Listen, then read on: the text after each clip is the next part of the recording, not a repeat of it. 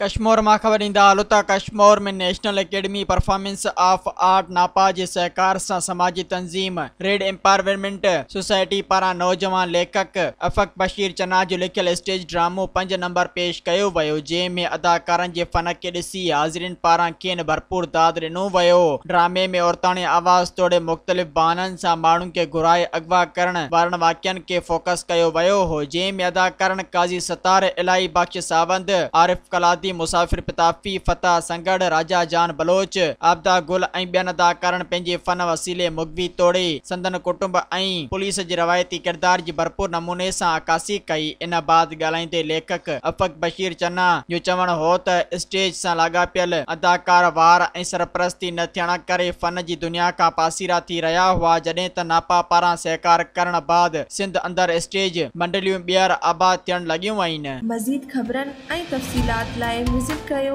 असांजी website www.awamiNewsHD.com ऐं ॾिसंदा रहो अवामी न्यूज़ HD।